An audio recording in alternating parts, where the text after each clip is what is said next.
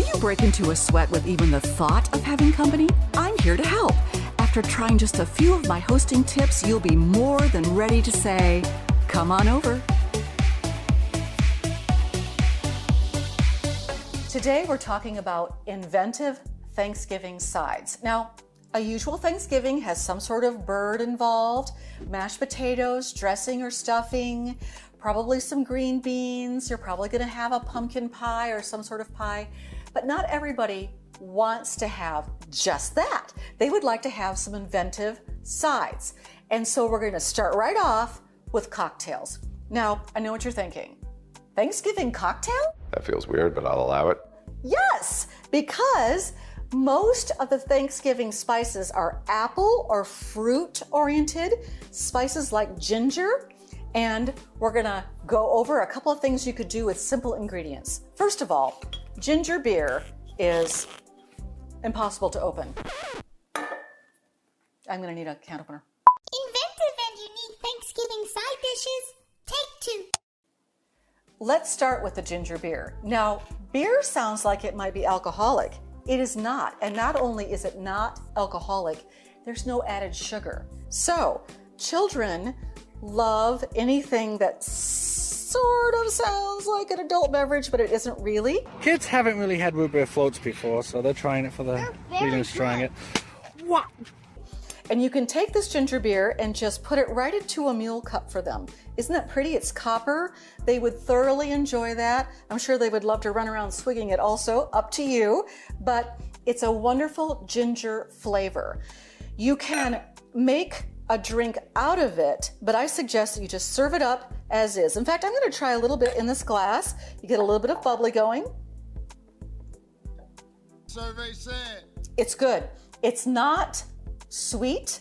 It's definitely more like a carbonated beverage that has 0 sugar, like you would think. It doesn't taste diet, but it's definitely foamy and effervescent and fun. You could take some of the apple cider, you could put it in here and give it a little bit of an effervescent with the ginger beer and make a ginger apple cider. I'm going to take a drink and see what happened. Very good. It punches up the apple cider with the ginger beer. Another idea is to take your apple cider, put it in a saucepan, and add some spices. It's going to be a spiced cider. You could add slices of orange, cinnamon, nutmeg, cloves, for sure. You could even take pieces of orange and stick cloves in it to keep it together in the pan. All kinds of recipes online on how to make a spiced apple cider. Now, my favorite would definitely be making an apple cider mimosa. So, here's just straight up apple cider. You want to do half and half. And there are some schools of thought on, do you put the champagne in first? Do you put the apple cider in first? It doesn't matter, I don't think. This is actually a Prosecco and not true champagne. And I'm just going to combine it. It gives it a little punch, and who doesn't love champagne? And you don't even have to put a stir stick in there, just go for it. Oh, it's very good. It's light. It's not heavy like a cranberry mimosa would be, or some of the heavier berries. It's very good. It's low on alcohol, and it's light and bubbly. You cannot go wrong. Another recipe I discovered while investigating Thanksgiving beverages was I want to get this right, pumpkin pie Moscow Mule. It involved a flavored vodka, which we don't usually buy. We do infuse our own from time to time, but you might like it. And it did have a lot of ingredients in there that we don't usually carry, but it sounded good enough that I'd be willing to try it if somebody else would like to experiment with me. So that would definitely go in your little copper Moscow Mule beverage holder. So anything apple, anything ginger, anything cinnamon, spice like that, you could definitely serve as an opener to your fantastic Thanksgiving meal and kick it up a notch. Cheers!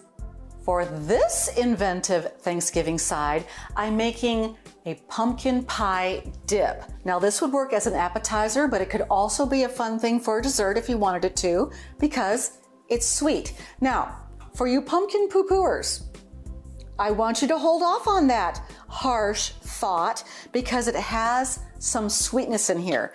In this container right now, I have confectioner's sugar and cream cheese, and I'm gonna have to beat this until it's smooth. So we might even speed it up. You can hang with me as I get started. Gird your ears. It's a cloud of confectioner's sugar. I love it. I'm gonna pause for just a second. You always wanna get down in there and see if you're getting everything at the bottom. That pumpkin's gonna go in here in a minute, so it doesn't matter that I'm using the same spatula. And I'm definitely needing to get more of the confectioner's sugar going. So that's what I'm gonna do, and it goes. You wanna get it nice and smooth. Probably could have used a slightly bigger bowl, but I didn't. I have what I have. Okay, it's pretty smooth. Looks good. I'm gonna go ahead now. Hold on with me. There's a little bit of sour cream. Now I know there are some of you out there who do not like sour cream. Trust me when I tell you, you cannot taste the sour cream in this. It's just more for the creaminess than it is for anything sour, which it's clearly not because it's a sweet dip that you're gonna dip a cookie in. All right? And off we go. A little more. Stirring that in with the mixer, mixing it in. And then, for the best part, I'm going to put in the pumpkin. Now this is straight up pumpkin. It's not pumpkin pie mix. It is pure pumpkin, which the crew pointed out to me does not taste great. I know. You know why? Because it doesn't have any spices or sugar in it. This has plenty of sugar, and we're going to add spices. In fact, that's what I'm adding next. So I like to mix all of my spices together before I actually start assembling. Because you know how sometimes you're putting your spices in and you're like, did I add cinnamon? I don't remember. So I actually put them all together, mix it up, and then I put it in as I'm going. So here we go. I'm gonna mix this up. It's turning out to be a nice light orange color. It's very smooth, and now I'm gonna add my spices and get those going. And see, this comes together so fast. With a hand mixer. I mean, come on. Oh, I can smell that pumpkin pie spice. It is, the spices are ground cinnamon, pumpkin pie spice, and ground ginger, and you can really smell the ginger. You give us one more little. Now, how many of you out there are beater lickers? Yeah. Big beater lickers in my family. Always helpful if you turn off the mixer first before you lick the beaters. Just a little tip. All right, important safety tip. I'm now going to transfer this into this bowl, and then we're gonna give it a try. And I'm getting way down in there just to see if I missed any sugar on the bottom or missed anything important. I did not. And we're gonna pour this into a nice yellow bowl. Save some of it for later. And here's the best part. You get to take one of these ginger snap cookies. Now, I'm not a huge ginger snap cookie eater, but in this dip, it is awesome. So here we go.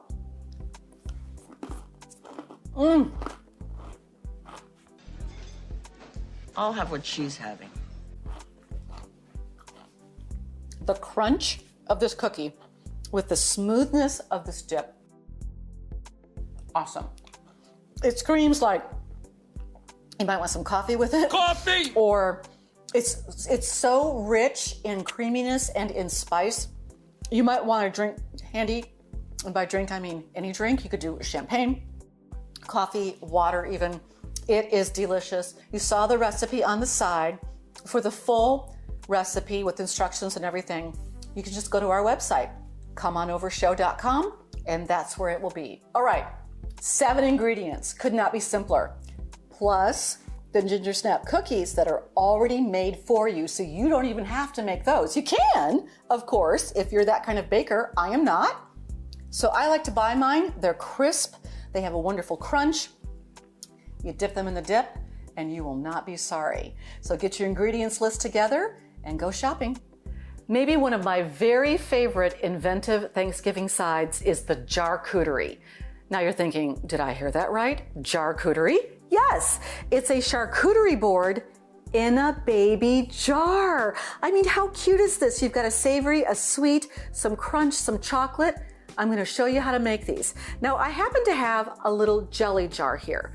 These are ideal, I think, because they're a smaller amount. But if you don't have jelly jars and you're not interested in buying jelly jars, you can do what I do and get this French yogurt.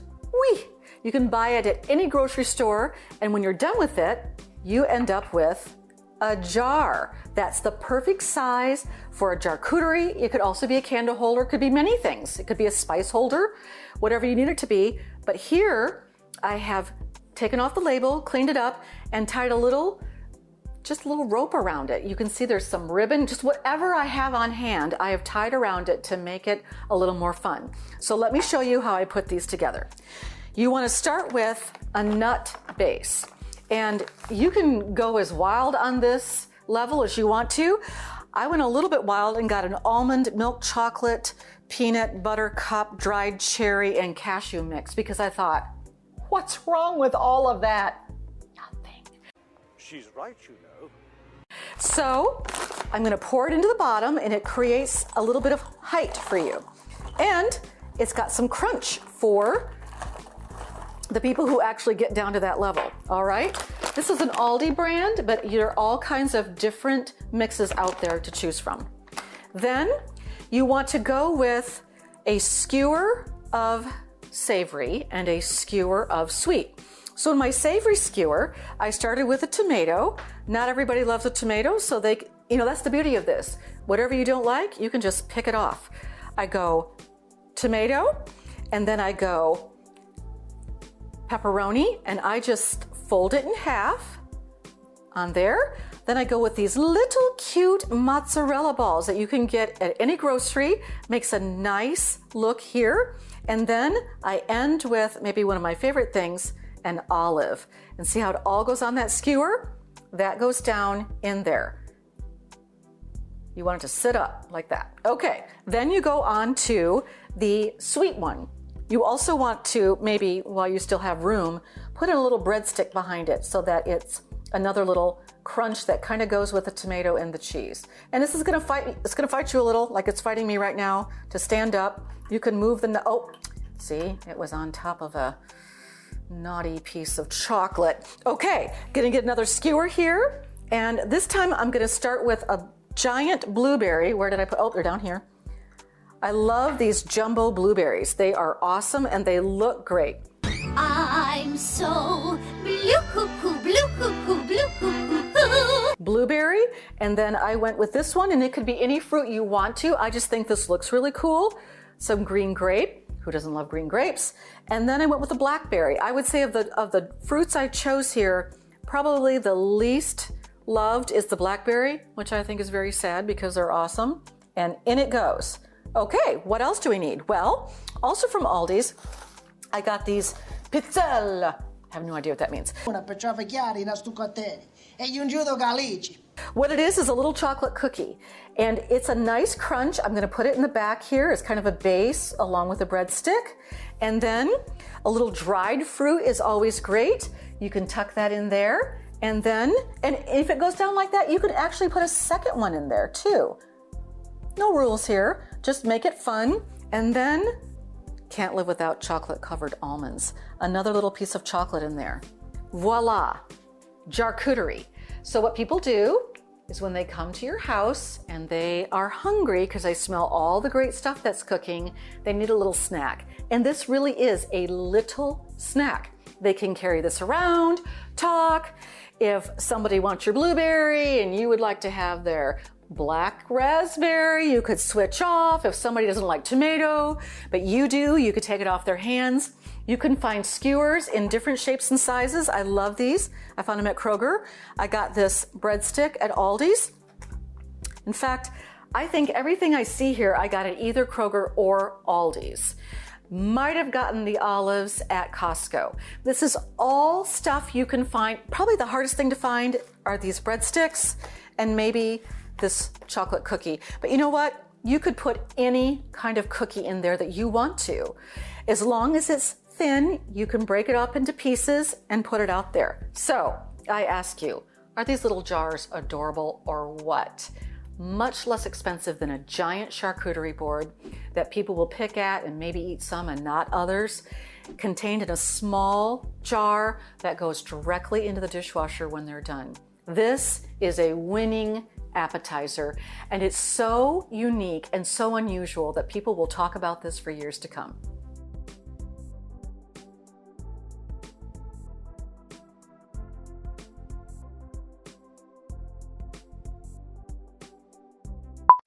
Today we're talking about, what are we talking about today? Today we are talking about inventive Thanksgiving sides. None of those words entered my brain. And it had a little more involved with it. It had, I think, a vodka in it that was flavored. We don't really do flavored vodkas here with that. Just lost my mind. It's not from this. Maybe it is. Another recipe I looked up. How'd I look it up if I didn't know what it was? And just kind of kick it up a notch. I have nothing to say at the end. And get yourself some dip going. Get yourself some dip going. Go shopping today and get it going. What is wrong with me? Go shopping today and get it going? Doesn't mean anything.